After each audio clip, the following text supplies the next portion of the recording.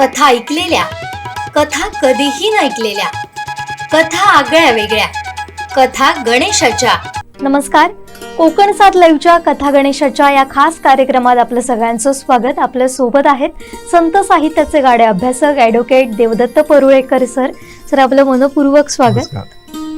तुम्हाला माहिती आहे का, गणपती म्हणजेच विनायक हा पूर्वी विघ्न निर्माण करणारा अर्थात विघ्न कर्ता म्हणून प्रसिद्ध होता असं म्हणतात. मग हा विघ्न हर्ता कसा झाला हेच पाहणार आहोत आजच्या या खास भागात. सर, नेमकी काय कथा आहे विघ्न कर्ता ते विघ्न हर्ता होण्याची?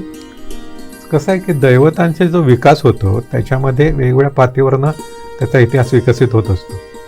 तर आपल्याकडे जसं गणनायक हा एक शब्द आहे गणपतीच्या बाबतीमध्ये, तसं विनायक हा शब्द आहे. विनायक शब्दाची एक व्युत्पत्ती अशी सांगितली जाते की विनायक म्हणजे नायकाशिवाय हा एक त्याचा हे होऊ शकतो.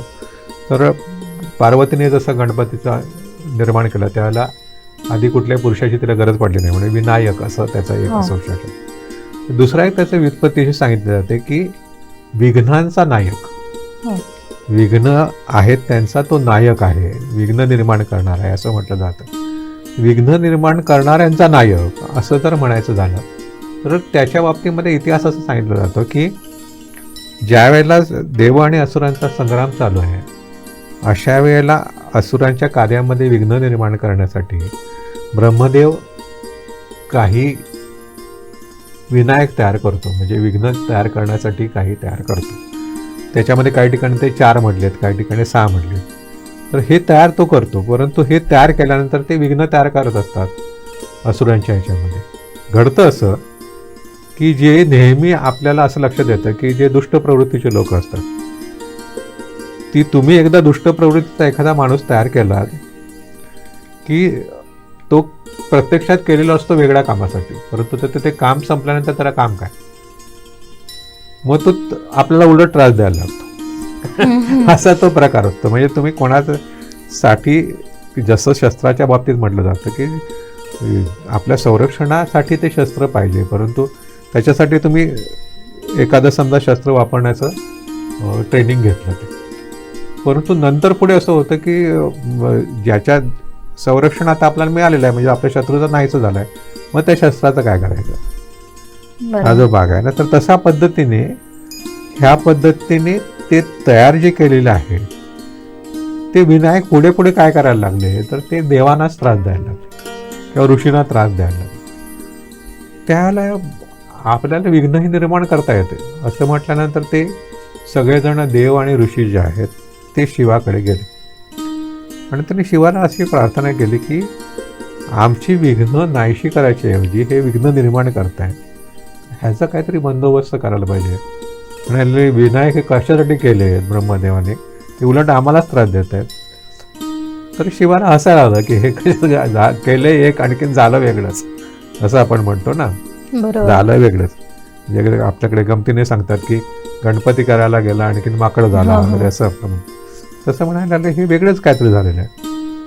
तर ते हसायला लागतात, आणखीन ते पार्वतीकडे बघत ते सांगत समोर बघतात त्यांना हसतायत. ते जे हास्य होतं, हसायला लागलं असताना त्या हास्यातून त्यांच्या मुखातून एक तेजस्वी बालक निर्माण झाला आणि तो शिवासारखाच अत्यंत तेजस्वी देखणा आहे. आणि त्याला बघितल्यानंतर पार्वती मुग्ध झाली त्याच्यावरती आणि अनिमेष नेत्रांती बघत राहिली त्याच्याकडे की हा किती तेजस्वी आहे. तर पार्वती आपल्याकडे न बघताना त्याच्याकडे बघते म्हटल्यानंतर शिवाला राग आला. शिवाला राग आला आणि म्हणाले हे बरोबर नाही आहे, आणि म्हणून ते रागाने क्रोधाने जे थरथरायला लागले, म्हणजे तांडवाच्या जवळ जाण्यासारखा असा त्यांचा तो क्रोध निर्माण झालेला आहे. आणि त्यामुळे त्यांच्या प्रत्येक रोमारोमातून काही विनायक बाहेर पडले. म्हणजे ते काही गजाच्या मुखाचे होते, काही इतर कुठल्या प्राण्यांची मुखं आहेत, त्यांच्या हातामध्ये शस्त्रास्त्र आहेत, ते खूप भयानक दिसत आहेत. अशा पद्धतीने ते विनायक गण तयार झाले, असे खूप तयार झाले. त्यावेळेला पुन्हा असं कशासाठी करतो आणि होतंय काय असं सगळ्या दैवतांना वाटायला लागलं. आणखी सगळे देव ऋषी सगळेजण घाबरले, आता हे काय होतं, हे कुठेतरी कंट्रोल व्हायला पाहिजे, कसं थांबायचं. आणि हे थरथरत आहेत शिव म्हटल्यानंतर त्यावेळेला ब्रह्मदेव म्हणतात की नाही, हे तुमच्या संरक्षणासाठीच निर्माण आपण केलेलं आहे देवाने. तर ते मग शिवाची प्रार्थना करतात आणि शिवाला असं सांगतात की तुझ्या मुखातून जो पुत्र निर्माण झालाय त्या पुत्राला हे जे विनायक गण आहेत सगळे, त्या विनायक गणांचा नायक बनव. हा. विनायकांचा तू नायक बनव. आणि त्यांनी काय करायचं तर विघ्नांचं हरण करायचं. आणि तो त्या सगळ्यांचा नायक बनवल्यानंतर त्याला प्रमुखत्व दिलं. आणि म्हणून शिवाने असं सांगितलं की याच्या पुढे कुठलीही गोष्ट करताना तुझं पहिलं पूजन करावं लागेल लोकांना. हा. म्हणून पहिला जो त्याला विनायकाला मान मिळालेला आहे की प्रथम पूजेचा मान आपण म्हणतो गणपतीला, गणेश पूजनाने सगळी सुरुवात होते. हा आशीर्वाद त्याला दिलेला आहे शिवाने की तुझ्या पूजनाने प्रत्येक कार्याची सुरुवात होईल. आणि जर तुझ्या पूजनाशिवाय जर कोणी कुठलं कार्य करायला लागला तर तू त्यांच्या कार्यामध्ये विघ्न निर्माण कर. आणि हे जे विघ्न तुझे जे सगळं सैन्य आहे त्याच्यावरती तो नियंत्रण ठेव. विघ्न जिथे तिथं तयार होतील त्या विघ्नावरती तो नियंत्रण. तर ह्याच्यामध्ये कसं आहे की एक आपण जर बघितलं ना, दैवी सृष्टीमध्ये आपण जसं म्हणतो चांगल्या आणि वाईट गोष्टी दोन्ही असतात. जर चांगल्याबरोबर वाईटावरती कंट्रोल ठेवणं हे सुद्धा दैवी शक्तीचंच काम आहे ना. वाईट पूर्णपणे नाहीसं असं असत नाही, म्हणजे कुठलीही वाईट गोष्ट पूर्ण नाहीशी होणार नाही. तर वाईट गोष्ट काय असते तर त्याच्यावरती तुम्ही नियंत्रण ठेवायला पाहिजे. आपण म्हणतो आता बघा की विकारांवरती नियंत्रण ठेवा, विकार नष्ट करा का नाही. कामक्रोधाचे जे विकार आहे ते नष्ट नाही होणार, पण त्याच्यावरती तुम्ही नियंत्रण ठेवू शकता.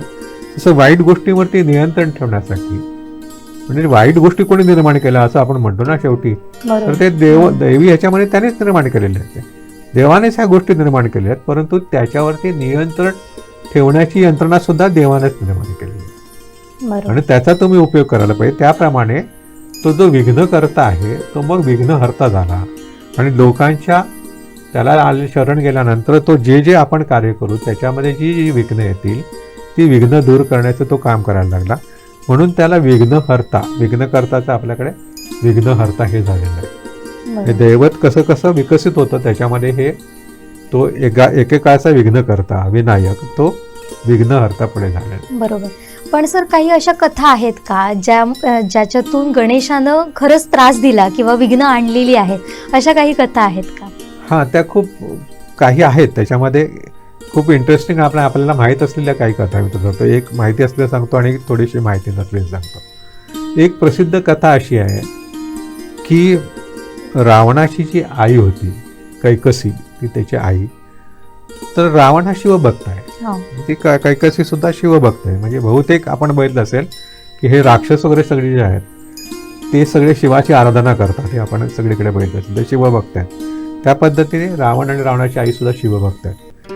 तर ती जी आई होती ती श्रीलंका ही समुद्राच्या जवळ आहे, त्यामुळे ती शिवाची आराधना कशी करत होती तर दररोज ती शिवाची आराधना करायची. त्यासाठी ती वाळूचे एक लिंग तयार करायची आणि वाळूचे लिंग केल्यानंतर त्या वाळूच्या लिंगाची पूजन दररोज ती करायची. तर वाळूच्या लिंगाचं तिने पूजन दररोज करत असताना एकदा रावण तिथे येतो आणि तो बघतो की आपली आई काय करते, तर ती वाळूचं लिंग करते आणि त्याचं पूजन करते. त्या आईला विचारतो तू काय करतेस, तर मी लिंग तयार करून पूजन करते. तो म्हणतो की वाळूच्या लिंगाची कशाला पूजा करते. म्हणतो कुठल्या लिंगाची पूजा करू, तर तो म्हणतो मी तुला शिवाचंच आत्मलिंग आणून देतो ना, तू शिवाचं आत्मलिंगच आणून देतो, त्याची तू पूजन कर. तू रावणाची आई आहेस, ती तू सामान्य नाही आहेस. ती म्हणते आणून दे. त्याप्रमाणे तो कैलासावरती येतो. कैलासावरती आल्यानंतर पहिल्यांदा तो शिवलिंग मागायला जातो. तो शंकर म्हणजे आत्मलिंग वगैरे काय मिळणार नाही म्हटल्यानंतर तो कैलास उचलण्याचा प्रयत्न करतो. कैलास हातानं उचलण्याचा प्रयत्न केल्यानंतर शिव आपल्या अंगठ्याने कैलास दाबून धरतात. तर म्हणतो म्हणायला लागला की आपलं काय खरं नाही, म्हणून तो पुन्हा शिवाला शरण जातो. आत्मलिंग जर मिळवायचं असेल तर आपल्याला आता त्याला शरण जाऊन त्याची प्रार्थना करायला पाहिजे. आणि म्हणून मग तो खूप वर्ष तपश्चर्या करतो आणि खूप तपते. त्या तपाचं खूप वर्णन आहे रावणाचा. आणि तो शिवाची स्तुती करतो आणि मग ते सगळं झाल्यानंतर शिव प्रसन्न होतात आणि शिव प्रसन्न झाल्यानंतर ते त्याला आत्मलिंग तो मागतो. म्हटल्यानंतर म्हणजे ठीक आहे, ते आत्मलिंग मी तुला देतो. पण ते शिव असं सांगतात हे मी तुला आत्मलिंग देतोय, परंतु ह्याची ह्याच्या बाबतीमध्ये एक अट अशी आहे की ते मध्ये कुठे ठेवायचं नाही. तुला ज्याची जिथं पूजा करायची असेल तिथं तू घेऊन जायचं आणि तिथं त्याची प्रार्थना करायची आणि त्याचं पूजन करायचं. त्याच्या पद्धतीने तो आत्मलिंग घेऊन निघालेला आहे. आत्मलिंग घेऊन तो निघालेला असताना इकडं देवतांना काळजी वाटायला लागते की शिवाचं आत्मलिंग रावणाच्या ताब्यात राहिलं तर उद्या पंचायत येऊन बसेल. कारण केव्हाही आपल्याला जर अडचण आली तर आपण आत्मलिंगाकडे प्रार्थना करणार, ते रावणाच्या ताब्यात आहे, तर काय करायचं. मग काय करायचं म्हटल्यानंतर तिथले सगळ्या देवता म्हटल्यानंतर ते ब्रह्मदेव वगैरे असं म्हणतो की तुम्ही गणेशाला शरण जा. गणेश हा विघ्न निर्माण करणार आहे, तो जाऊ तुम्ही शरण जा. म्हणून ते गणेशाकडे शरण जातात. तोपर्यंत असं होतं की संध्याकाळची वेळ येते. आणखीन हा रावण हा ब्राह्मण आहे ना, तो ब्राह्मण असल्यामुळे त्रिसंध्या करायला पाहिजे. 3 वेळेला संध्याच करायला पाहिजे. संध्याकाळच्या वेळेला सायं संध्याची वेळ होती त्याची. संध्याकाळची संध्या तर करायला पाहिजे. संध्या करताना हातामध्ये आत्मलिंग आहे, ते ठेवायचं नाही. मग काय करायचं असं तो विचार करतोय. त्यावेळेसला त्याला एक गोराखी मूल दिसतं. आता हा गणेश आहे. गणेश ते गोराखाचं रूप घेऊन तिथे येतो. तो म्हणतो की मी ही संध्या करेपर्यंत हे आत्मलिंग तू जरा सांभाळ आणि मला नंतर परत दे, एवढं माझं काम कर. त्या पद्धतीने तो त्याला विनंती करतो. गणेश म्हणतो मी घेतो, पण मी लहान मुलं आहे, मी फार वेळ धरू शकणार नाही. म्हणजे संध्येला काय फार वेळ लागणार नाही माझ्यापर्यंत, तोपर्यंत तू कर. तो हातामध्ये घेतो. तो संध्या करून अर्घ्य सोडायला सूर्यनारायणाला इकडं तो म्हणतो मी तुला 3 वेळा हाका मारेन, तोपर्यंत तू आला नाहीस तर मी ठेवणार. तो 3 वेळा त्या हाका मारतो. आणखीन तिथेच त्या समुद्राच्या जवळ ते लिंग खाली ठेवतो. तो आल्याबरोबर हा भडकतो, कारण ते लिंग आहे तर ते लिंग काढण्याचा तो प्रयत्न करतो. रावण ते लिंग ओढण्याचा प्रयत्न करतो. ओढल्यानंतर ते जे क्षेत्र आहे जिथं ते लिंग स्थापित झालेलं आहे ते क्षेत्र म्हणजे गोकर्ण महाबळेश्वर. गोकर्णाचं ते समुद्रकिनार आहे. ते ज्याला ओढण्याचा प्रयत्न करतो त्यावेळेला त्या लिंग बाहेर येत नाही, कारण तो महाबली आहे. म्हणून त्याला महाबळेश्वर म्हटलंय. बरोबर. तो महाबली आहे, तो त्याच्यात त्याचं बळ जास्त आहे, त्यामुळे तो येत नाही. परंतु त्या लिंगाचा आकार बदलतो आणि तो गायीच्या कानासारखा होतो. म्हणून ते गोकर्ण असं त्याचं झालेलं आहे. आणि तो चिडून रावणाने त्या गणपतीला एक ठोसा मारला, त्या डोक्यावरती एक ठोसा मारला, म्हणून त्याच्या डोक्याला टेंगूळ आलंय. म्हणून तिथं गणपतीची जी मूर्ती आहे त्याच्या डोक्यावरती एक टेंगूळ आलेलं आपल्याला दिसतं. अशा प्रकारे त्यांनी विघ्न निर्माण केलं रावणाच्या कामामध्ये. म्हणून तो विघ्न निर्माण करणारा विघ्नकर्ता असा आहे. दुसरी जी कथा आहे ती थोडीशी अपरिचित आहे, परंतु ती कथा जी आहे ती रावणाच्या भावाच्या बाबतीमध्ये आहे, विभीषणाच्या बाबतीत आहे. ती कथा अशी आहे की ज्या वेळेला रामप्रभू विभीषणाला माहित आहे तुला की रावणाचं वध झाल्यानंतर त्याला लंकेचा राजा बनवतात. आणि ज्या वेळेला रामप्रभूंकडे तो येतो अयोध्येला त्या समारंभासाठी. रामप्रभू आता राजे होणार, त्याप्रमाणे तो सगळ्या समारंभ होतो, त्याच्यासाठी विभीषण येतो. आणि ते ज्याला त्या तिथं बघतात त्यावेळेला त्याला एक तिथं विष्णूची अतिशय सुंदर मूर्ती दिसते विभीषणाला. शेषशाही नारायणाची ती मूर्ती आहे. आता ही शेषशाही नारायणाची ज्याला ती मूर्ती बघतो विभीषण, त्याला आवडते. ही किती सुंदर मूर्ती आहे, कारण तो विष्णू भक्त आहे ना, राम भक्त म्हणजे विष्णू भक्त आहे त्याला.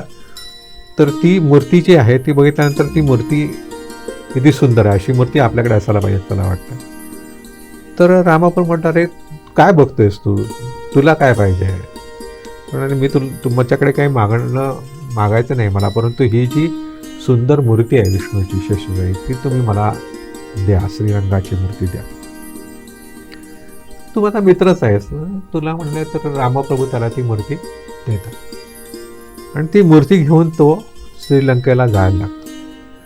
तो ज्याला ती मूर्ती घेऊन जायला लागतो त्यावेळेला देवता असा विचार करतात की तो जाऊन तिथं लंकेला ते स्थापितही करेल, परंतु शेवटी ती नारायणाची मूर्ती आहे. आणि ते विभीषण जरी त्याचा राजा झालेला असेल, ते राज्य कोणाचं आहे तर ते राक्षसांचं आहे, ज्याचा एकदा राजा जो होता तो रावण होता. त्यामुळे त्या मूर्तीचा योग्य तो सन्मान ठेवला जाईल की नाही हे माहीत नाही. त्याचा अपमान होता कामा नये त्या मूर्तीचा. त्यामुळे ती मूर्ती तिथं न जाईल तर बरी असं देवतांना वाटतं. मग देवता गणेशाला वंदन करतात की तुम्ही ती मूर्ती तिथे जाऊ नये असं ठरवा. हे मूर्ती घेऊन जाताना सुद्धा रामप्रभूंनी असंच सांगितलं असतं की तू मध्ये ती मूर्ती ठेवायची नाही, जागेवरती घेऊन जाऊन तू ठेव. तर तो जात असताना विभीषणाला लघुशंका होते. त्याला तर काय करायचं म्हटल्यानंतर तो म्हणतो ही मूर्ती कुठे नेणार. त्यावेळेला जसं हे होतं तसंच गणेश हा तिथं गुराकाच्या रूपामध्ये आलेला आहे पुन्हा. आणि मग विभीषण असं म्हणतो की ही मूर्ती छोटीशी आहे की जरा तू हे कर, मी लघुशंका करतो आणि तोपर्यंत मी येतो. तो म्हणतो ठीक आहे. तर तो घेतो ती मूर्ती आणि हा लघुशंका करेपर्यंत ही मला जड झाली म्हणून तो खाली ठेवून देतो. खाली ठेवल्यानंतर ती मूर्ती तिथे स्थापित होते. तर तू काय केलंस हे, तिथं मूर्ती हे ठेवलीस, मला ही घेऊन जायची होती श्रीलंकेला, तू हे असं कसं केलंस. तर मी काय करणार, मी लहान बालक आहे, मला ती वजन झालं म्हटल्यानंतर मी ठेवून दिली आणि इथं ठेवली म्हणून काय होते. तर म्हणाले आता ती मला काढता येणार नाही. म्हटल्यानंतर थांब तुला शिकवतो म्हणून त्याच्या पाठीमागे लागतो विभीषण. गोरखाचा पोर आहे त्याच्यामध्ये पाठी लागतो. तो गोरखाचा पोर एका तिथे एक जो टेकडी आहे त्या डोंगरावरती तो चढतो. तो त्या टेकडीवरती चढल्यानंतर तिथं गेल्यानंतर गणेश आपलं मूळ रूप प्रकट करतात. बरोबर. प्रकट केल्यानंतर तो म्हणाला अरे तुम्ही गणेशच आहेस ना. मग तो म्हणाला की देवा हे कशासाठी केलंस. म्हणाल मला देवकार्याप्रमाणे हे करावं लागलं, मग तुझ्या कामामध्ये मी विघ्न आणलं. परंतु गणेशा तुझा आशीर्वाद माझे. परंतु तू म्हणालेले तुला जो श्रीरंग मी ठेवलाय ना तो मी अशा पद्धतीने ठेवलाय की त्याचं मुख हे दक्षिणेकडे असेल. सर्वसाधारणपणे देवतांची मुख ही पूर्वाभिमुख असतात म्हणजे पूर्वेकडे असतात. परंतु तो जो ठेवलेला आहे तो दक्षिणेकडे असेल, त्यामुळे तुला श्रीलंकेमध्ये सुद्धा ते त्याचं तू दर्शन घेऊ शकतोस असं तो सांगतो. मग तो गणेशाचं वंदन करतो. आणखी त्या गणेशाचं त्या ठिकाणी तो प्रत्यक्षामध्ये एक हे तयार करतो. ते त्रिशनापल्लीच्या जवळ आहे. त्या डोंगरावरचं ते जे गणेशाचं मंदिर आहे विभीषणाने तयार केलं ते त्रिशनापल्लीच्या जवळ आहे. आणि ती मूर्ती जी आहे ती श्रीरंगम म्हणतो. तो श्रीरंग जो आहे ती मूर्ती तिथं आहे. अशा पद्धतीने ते विघ्न निर्माण करण्याची कथा आहे. फार सुंदर गोष्ट होती सर. आता आपण इथंच थांबूया या भागात. आणि तर हे आपण जाणून घेतलं की विघ्नकर्ता ते विघ्नहर्ता गणराय हा प्रवास नेमका कसा झाला. मात्र कुठल्याही कार्याची आता सुरुवात होते ती गणरायाच्या वंदनानं होते.